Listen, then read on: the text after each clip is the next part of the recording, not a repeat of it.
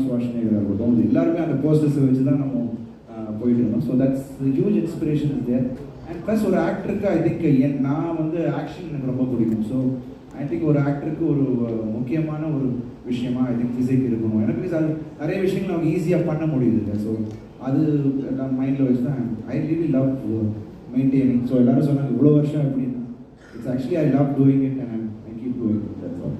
Producer sir கேட்குது sir, நீங்கள் பேசும்பொழுது ஒரு இது சொல்லியிருந்தீங்க இந்த ஃபிசிக்கல் பற்றி, உடம்பு பாடியை. ஸோ பாலிவுட்டை கம்பேர் பண்ணியிருந்தீங்க. ஆனால் ஆக்சுவலாக நம்ம இதுலேயே தமிழ்நாட்டிலேயே வந்து சுப்ரீம் ஸ்டார் சரத்குமார் இன்னமும் அப்படி தானே வச்சுருக்காரு. இல்லை ப்ரொடியூசர் கிட்ட கேட்குறேன். இல்லை நீங்கள் அப்போ தான் மெயின்டைன் பண்ணிட்டு இருக்கீங்க. நம்ம தமிழ்நாட்டிலேயே நம்ம ஹீரோக்கள் நிறைய பேர் மெயின்டைன் பண்ணுறாங்க. அதில் குறிப்பாக பார்த்தீங்கன்னா சரத்குமார் சார் இருக்கார். ஏன் அவரை சொல்லாமல் நீங்கள் பாலிவுட் அந்த சைட்லாம் போயிட்டுருக்கீங்க? ப்ரொடியூசர் வந்து சொன்ன